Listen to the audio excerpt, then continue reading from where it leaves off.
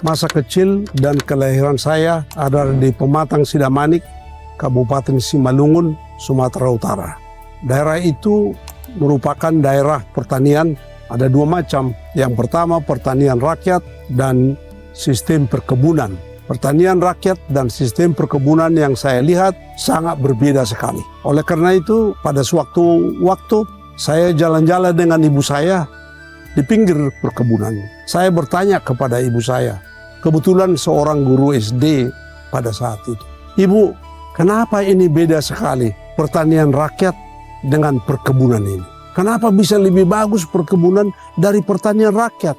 Pertanian rakyat menanam macam-macam di situ, ukurannya kecil, alat-alatnya juga sangat sederhana. Tetapi yang perkebunan teh ini sangat luas, pakai alat-alat yang modern seperti traktor.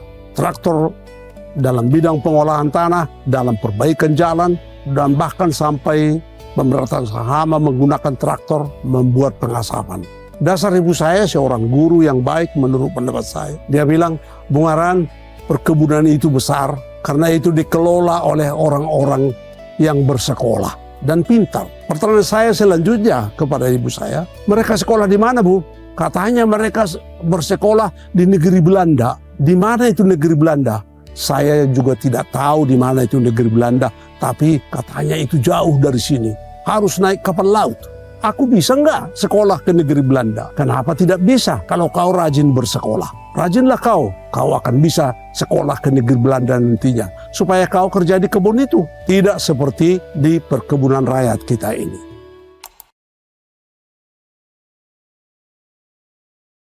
Dari percakapan saya dengan ibu saya, sampai sekarang masih saya ingat itu, saya memutuskan untuk belajar di bidang pertanian. Oleh karena itu saya bercita-cita untuk masuk di Fakultas Pertanian Institut Pertanian Bogor. Saya belajar di Institut Pertanian Bogor, Fakultas Pertanian dengan bidang studi manajemen perkebunan dan politik pertanian.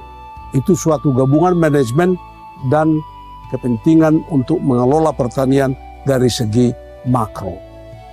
S1 saya sudah memberikan perhatian untuk itu.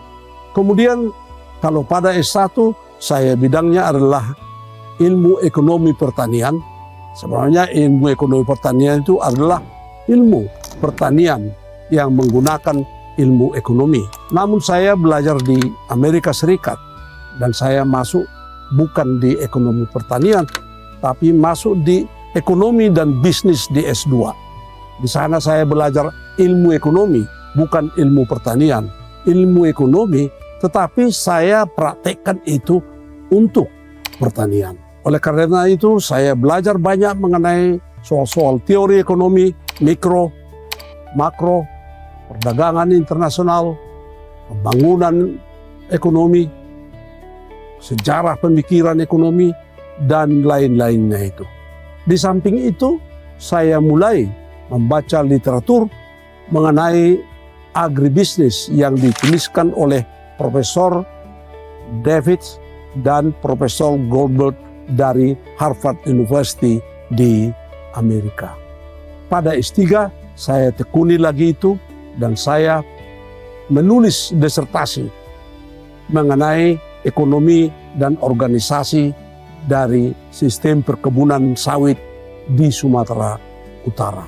Dari konsep Goldberg dan pengetahuan saya mengenai pembangunan, mengenai teori-teori ekonomi, saya ingin membawa konsep dari pertanian yang sektoral kepada konsep yang intersektoral yang bahkan makro. Sebab saya menjadi sadar bahwa untuk memajukan pertanian, dia harus dalam sistem agribisnis dan kebijakan makro nasional harus bersahabat dengan sistem agribisnis itu.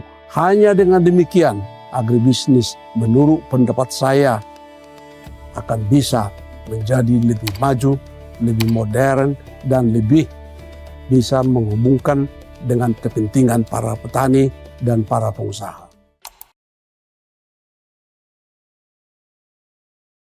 Sewaktu saya pulang dari Amerika, dan kembali mengajar di Institut Pertanian Bogor. Para dosen senior sudah mulai mempraktekkan konsep-konsep agribisnis yang dikembangkan oleh pada mulanya Mozart dan kemudian oleh Davison Goldberg dari Harvard. Bahkan pada saat itu sudah ada program studi agribisnis di Departemen Sosek Fakultas Pertanian di IPB ini. Saya datang dengan konsep-konsep pembangunan ekonomi dan saya datang dengan konsep membawa pertanian yang bersifat sektoral kepada pertanian dalam konteks sistem intersektoral. Jadi dosen-dosen senior itu tetap mengembangkan agribisnis sebagai suatu sektor, tetapi saya membawanya kepada pendekatan intersektoral dalam pembangunan ekonomi Indonesia. Pada awal tahun 1990-an, rektor mengangkat saya menjadi kepala pusat studi pembangunan di IPB. Ini kesempatan yang banyak membentuk dan membantu saya mengembangkan gagasan-gagasan dalam agribisnis melalui penelitian. Dan dalam penelitian ini saya libatkan tidak hanya dosen-dosen tetapi juga mahasiswa. Dari pusat studi pembangunan inilah kami bersama-sama mengembangkan gagasan-gagasan dalam agribisnis yang membawa agribisnis keluar dari konsep mikro, keluar dari konsep sektoral menjadi konsep intersektoral, bahkan menjadi salah satu paradigma untuk membangun perekonomian pada saat itu. Dan hingga sekarang menurut pendapat saya gagasannya itu belum banyak berubah.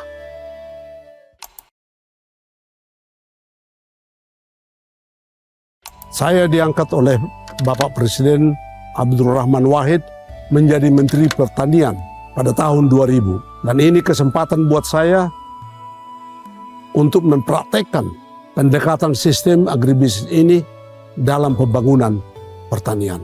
Di dalam pemerintahan, pertanian merupakan suatu sektor.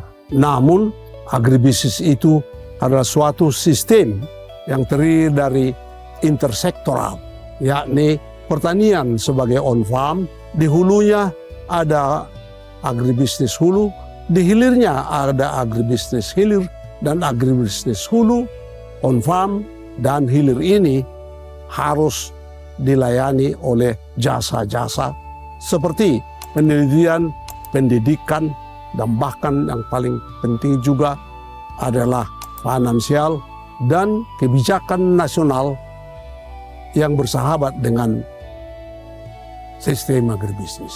Kementerian Pertanian hanya terbatas dalam bidang on-farm saja. Sedangkan yang hulu, hilir, dan jasa-jasa penunjang di luar wewenang dari Kementerian Pertanian. Oleh karena itu, saya sebagai Menteri Pertanian harus bekerja sama dengan baik dengan para menteri-menteri yang mengurus urusan di hulu, di hilir, dan jasa penunjang ini. Hanya dengan bantuan dari mereka, maka pertanian akan bisa lebih maju pada saat itu dan juga pada masa-masa yang akan datang. Pekerjaannya tidak mudah, tetapi itulah yang kita kerjakan. Oleh karena itu, sebagai Menteri Pertanian pada saat itu, tema daripada pembangunan pertanian adalah membangun sistem dan usaha agribisnis yang berdaya saing, yang berkerakyatan, yang dilakukan secara desentralistis dan juga harus dilakukan secara berkelanjutan. Jadi pada tahun 2000 itu bertepatan dengan desentralisasi pemerintahan, maka tugas-tugas mengembangkan sistem dan usaha agribisnis itu kita berikan kepada gubernur, bupati, dan wali kota juga. Kita dari Jakarta memfasilitasi dan memampukan provinsi, kabupaten, dan kota untuk mampu melaksanakan pembangunan sistem agribisnis itu. Untuk itu juga dilakukan perubahan-perubahan dalam sistem pemerintahan di daerah, dari hanya dinas-dinas yang tradisional seperti pertanian, peternakan, perikanan, dan kehutanan dirubah menjadi, atau bukan dirubah, tetapi ditambahkan dengan suatu kedinasan yang mengkoordinasi juga semua sektor-sektor ini, subsektor ini.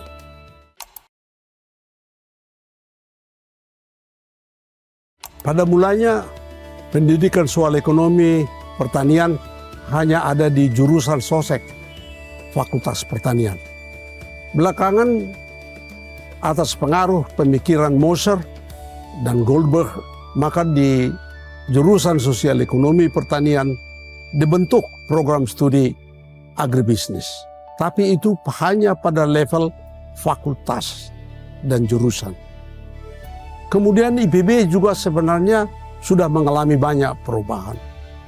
Kalau dulunya hanya ada fakultas pertanian dan kedokteran hewan, belakangan berkembang menjadi beberapa fakultas, yakni Fakultas Kedokteran Hewan dan Perikanan dan Peternakan, dan pertanian berubah menjadi Fakultas Kehutanan juga, kemudian juga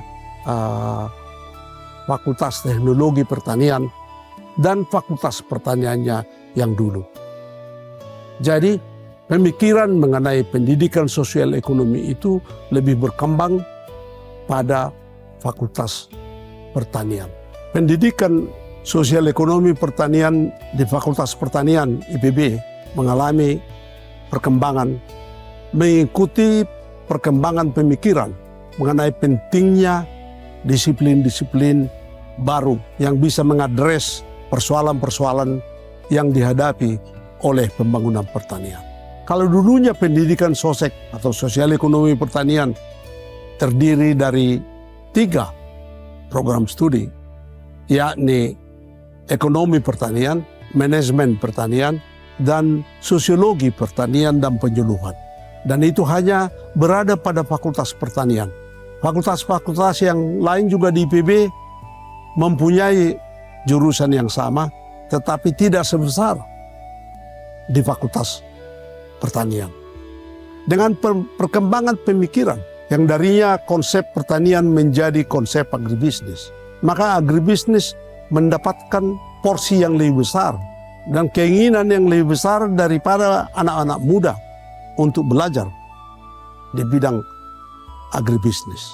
Oleh karena itu, di Fakultas Pertanian timbul ide dan juga mengajak sosial ekonomi dari fakultas-fakultas yang lain bahwa sosial ekonomi itu harus diperbesar. Sosial ekonomi, ilmu-ilmu sosial ekonomi itu menjadi sangat penting dalam rangka pembangunan pertanian. Oleh karena itu timbul ide untuk membangun fakultas-fakultas sosial ekonomi yang baru. Dipisahkanlah satu fakultas di bidang sosiologi dan penyuluhan, kemudian dipisahkan lagi di bidang ekonomi pertanian, tapi bidang ekonomi pertanian di dalamnya juga masuk agribisnis. Oleh karena itu, perkembangan terakhir ada 2 fakultas yang baru, yakni Fakultas Sosial dan Penyuluhan dan Fakultas Ekonomi.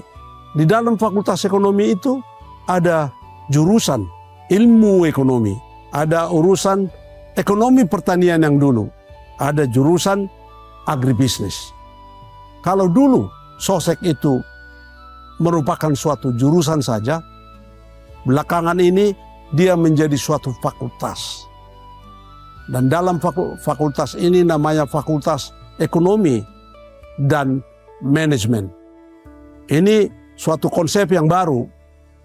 Waktu itu biasanya Fakultas Ekonomi saja, di mana ekonomi itu ada akuntansi, dan pembangunan ekonomi.